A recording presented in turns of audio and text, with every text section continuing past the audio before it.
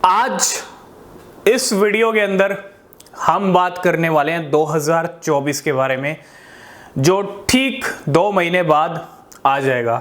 यानी नवंबर दिसंबर इस साल का रह चुका है और 2024 बड़ा ही एक्साइटमेंट वाला ईयर भी है क्रिप्टो मार्केट की। अगर हम देखें क्रिप्टो लवर्स, क्रिप्टो होल्डर्स के लिहाज से देखें तो उनके लिए एक्साइटमेंट वाला ईयर इसलिए है क्योंकि बिटकॉइन स्पॉट ETF का अप्रूवल मिल सकता है साल की स्टार्टिंग में। उसके साथ साथ बिटकॉइन की हाल्विंग है। बिटकॉइन की हाल्विंग कहीं ना कहीं शुरुआत कर सकती है बिटकॉइन के बुल रन की, ठीक है।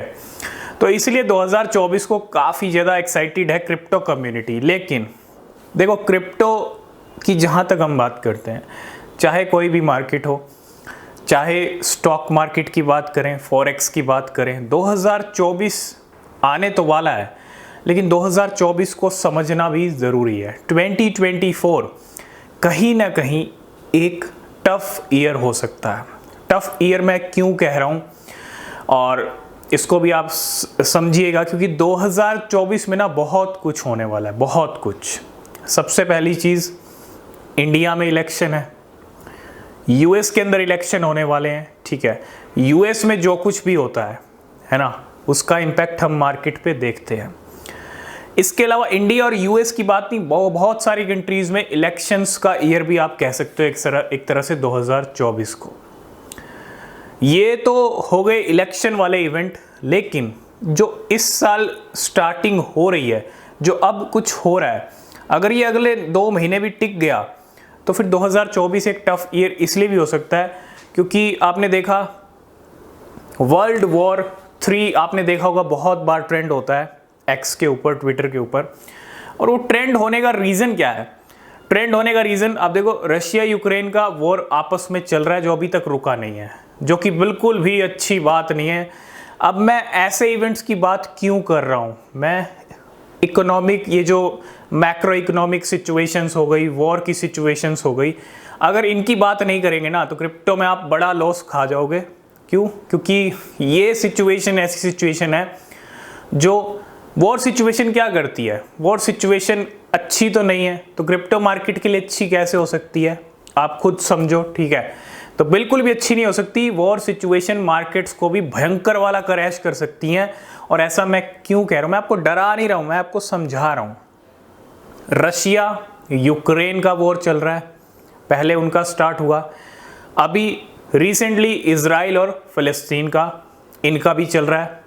अब अमेरिका और सीरिया का, मतलब अमेरिका भी कहीं ना कहीं अब इन्वॉल्व हो गया। अब ये क्या हो रहा है? ये इन्वॉल्वमेंट क्यों हो रही है? ये जो सभी कंट्रीज धीरे धीरे इन्वॉल्व होती जा रही है ना वॉर के अंदर, ये सिग्नल अच्छे नहीं है और इन्हीं सिग्नल को समझना ज़रूरी है ना। वर्ल्ड वॉर शुरू होता कैसे है? जब कंट्रीज आपस में वॉर करना शुरू कर दें, है ना। पहले रशिया यूक्रेन का शुरू हुआ, इजराइल फ़लस्तीन, और अब अमेरिका सीरिया। हो सकता है आने वाले टाइम में 2 नई कंट्रीज और आपस में वॉर स्टार्ट कर दे। क्यों? क्योंकि भैया वॉर का माहौल ही चल रहा है, वॉर का माहौल पनप रहा है, बन रहा है, और वॉर हो भी रहा है बहुत सारी कंट्रीज में, ठीक है। अब ये जब ऐसे ही चलता रहा तो क्या होगा? इसका रिजल्ट क्या होगा? इसका रिजल्ट होगा वर्ल्ड वॉर 3। अब ये भी नहीं है कि वर्ल्ड वॉर 3 होगा नहीं, ठीक है। मैं आपको डरा नहीं रहा हूँ। 2024 क्रिप्टो मार्केट के लिए अच्छा है, बहुत सारे इवेंट्स हैं, लेकिन वो क्रिप्टो मार्केट के इवेंट्स हैं। बिटकॉइन की हाल्विंग है, बिटकॉइन से जुड़ी हुई है, लेकिन वर्ल्ड वाइड जो कुछ भी होगा वो सबसे ज़्यादा इम्पैक्ट करेगा क्रिप्टो मार्केट को। उससे कोई भी नहीं बचा सकता। मार्केट की इनसाइडर जो न्यूज़ आती हैं, अच्छी बैड न्यूज़ आती हैं, गुड न्यूज़ आती हैं, वो भी इम्पैक्ट करती हैं, लेकिन मार्केट को सबसे ज़्यादा, आपने रशिया यूक्रेन वॉर जब स्टार्ट हुआ था, 15 हज़ार डॉलर के पंप डंप देखे थे हमने, है ना।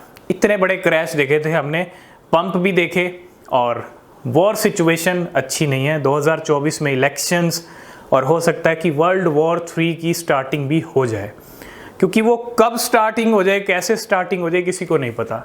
हम तो नहीं चाहेंगे कि नहीं होना चाहिए बिल्कुल भी, है ना, क्योंकि अगर ऐसी सिचुएशंस रहेंगी, क्योंकि हम इसको भी नकार नहीं सकते, इसको भी हम साइड में नहीं रख सकते कि भैया मार्केट अच्छा चल रहा है, ये होगा वो होगा और वर्ल्ड वाइड जो कुछ हो रहा है उसके बारे में हम डिस्कस ही ना करें, तो ये गलत होगा। ठीक है, क्रिप्टो मार्केट के इवेंट अपनी जगह हैं, न्यूज़ अपनी जगह हैं, वर्ल्ड वाइड सिचुएशंस अपनी जगह हैं, और वो मार्केट को सबसे ज़्यादा भयंकर वाला इम्पैक्ट कर सकती हैं अगर सिचुएशंस बद से बदतर होंगी। 2024 में और भी बहुत सारे इवेंट्स हैं। ठीक है, कहीं ना कहीं एक टफ ईयर हो सकता है अगर ये सिचुएशंस थम जाती हैं, रुक जाती हैं तो अच्छी बात है, इससे अच्छा नहीं हो सकता कुछ भी। ठीक है, नहीं रुकती तो फिर चाहे स्टॉक मार्केट हो, चाहे फॉरेक्स हो, कुछ भी हो, है ना, आपको इन्फ्लेशन भी बढ़ता हुआ दिखेगा। क्या होगा वॉर सिचुएशंस में, क्या होता है, सब कुछ बिगड़ जाता है। जो सिचुएशन जो एक तरह से इकॉनमी है, सबकी इकॉनमी डामाडोल हो जाती है, तो सब सिचुएशंस क्या हो जाती हैं, बिगड़ जाती हैं। तो बिटकॉइन और क्रिप्टो ना बिगड़े ऐसी सिचुएशन से, ऐसा हो ही नहीं सकता।